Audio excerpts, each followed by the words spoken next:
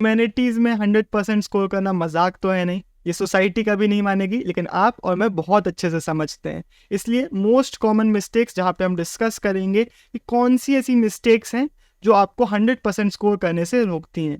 इसका हमने पार्ट 1 भी ला चुके हैं, अगर आपने वो नहीं देखा है तो आप इस वीडियो के बाद उसको देख सकते हैं। मिस्टेक नंबर 1, स्कूल की चेकिंग पे भरोसा करना।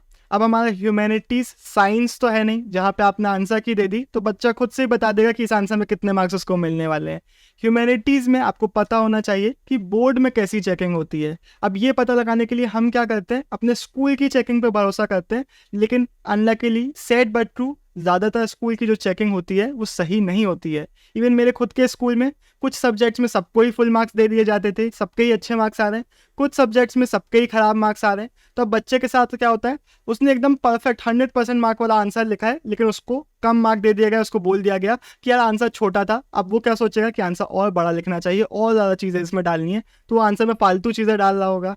कुछ सब्जेक्ट्स में आंसर एकदम थर्ड क्लास लिखा है, लेकिन उसको फुल मार्क्स मिल गए, तो उसको क्या लग रहा है कि हाँ ये मेरा आंसर परफेक्ट था, लेकिन ऐसा नहीं होता है। यही रीज़न है कि बहुत सारे बच्चों का स्कूल में एकदम 100% बनता है, लेकिन बोर्ड में कम हो जाता है, या फिर स्कूल में कम बन रहा होता है, बोर्ड में अच्छा हो जाता है।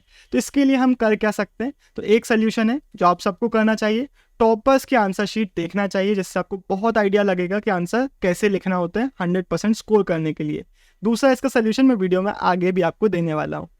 सेकेंड मिस्टेक है रॉन्ग एडवाइसेस। हम अपने दोस्त को कॉल लगाते हैं और वो हमें बताता है कि भाई ये बुक बहुत अच्छी है, ये वीडियो बहुत अच्छी है, ये नोट्स बहुत अच्छे हैं, यहाँ से पढ़ ले, और हम आंख बंद करके उनको फॉलो करने लगते हैं। हम टॉपर्स को देखते हैं, आंख बंद करके जो वो कर रहे हैं वो करने लगते हैं, लेकिन ये आपको कभी भी नहीं करना है। आप किसी भी वीडियो को देख रहे हैं, किसी भी सोर्स से आप पढ़ाई कर रहे हैं, आपको उसको एक बार क्रॉस चेक करना है कि भाई ये जो वीडियो है, ये जो बंदा पढ़ा रहा है, ये एक्चुअल में सही पढ़ा रहा है या नहीं पढ़ा रहा है। एक बार आप उसको कंपेयर करिए एनसीईआरटी से।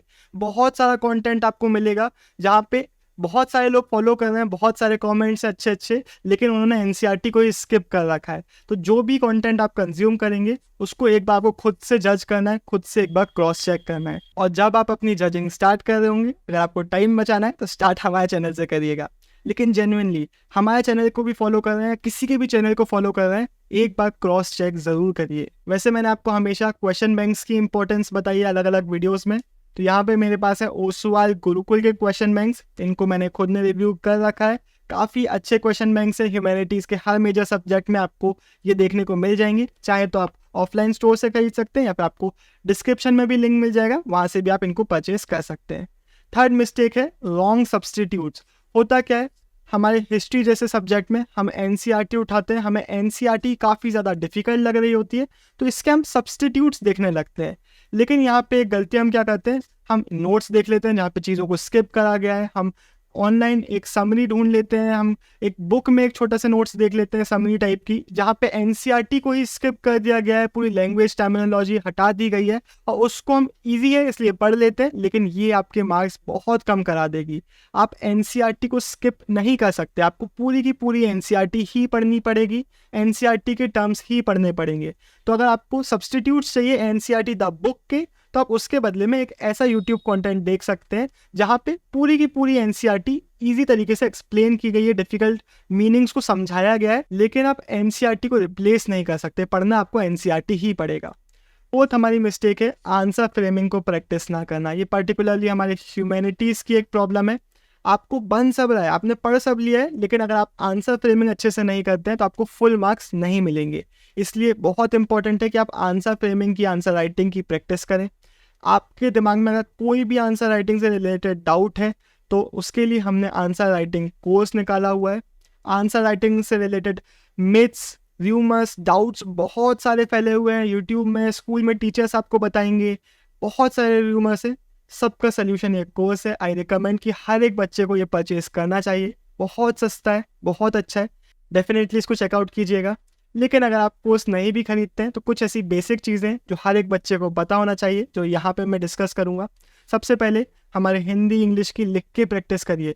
लोग लिख के प्रैक्टिस नहीं करते। जब आप ग्रामर पोर्शन देखते हैं इसका तो आपको लगता है कि यार ये तो बन रहा है, तो ईजी है, लेकिन जब वहाँ बोर्ड का पेपर आता है, आप लिखने बैठते हैं तो छोटे छोटे डाउट्स आते हैं, छोटी छोटी गलतियाँ होती हैं, आपको पता भी नहीं होता, आप गलती कमिट कर देते हैं और फिर इन्हीं सब्जेक्ट में मार्क्स कम होते हैं। बहुत सारे बच्चों के ग्रामर में, हिंदी इंग्लिश में मार्क्स कम हो जाते हैं। फिर ह्यूमैनिटीज़ के कोई भी आप टॉपिक सब्जेक्ट को, कोई भी आप टॉपिक को पढ़ेंगे तो वहाँ पे एक मेन हेडिंग के अंदर में आपको मल्टीपल सब हेडिंग्स देखने को मिलेंगी।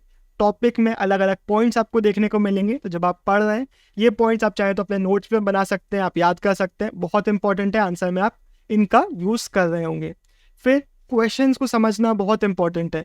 ये बहुत बोला जाता है कि ह्यूमैनिटीज़ में क्या है, कुछ भी क्वेश्चन आए, आपने इंट्रोडक्शन दे दिया, कंक्लूजन दे दिया, बीच में कुछ भी लिख दिया, मार्क्स मिल जाएंगे। नहीं मिलेंगे। आपको क्वेश्चन को समझना है, आंसर की को समझना है। जो आंसर की होती है चेकर के पास, उसके पास एकदम प्रॉपर पॉइंट्स होते हैं कि 2 मार्क इसके लिए, 2 मार्क इसके लिए, 2 मार्क इसके लिए। ये लिखेंगे तो आपको मार्क मिलेंगे, नहीं लिखेंगे तो नहीं मिलेंगे। तो क्वेश्चन को पढ़िए, उसको समझिए कि क्वेश्चन क्या डिमांड कर रहा है और एग्जैक्टली उसका आंसर कीजिए। फिफ्थ बहुत कॉमन मिस्टेक है रॉन्ग कंपैरिजन्स। हम अपने दोस्तों को देखते हैं, उनसे कॉल लगा लगा के पूछते हैं कितना हो गया। टॉपर्स को पूछते हैं, उनको पूछने के बाद खुद ही डरते हैं। डरने की कोई भी ज़रूरत नहीं है। आपको खुद का प्लान पता होना चाहिए कि इस टाइम पे मेरा सिलेबस कंप्लीट हो जाएगा, इस टाइम पे मेरा रिवीजन होगा, इस टाइम पे मेरा सैम्पल पेपर मैं प्रैक्टिस कर रहा हूँगा।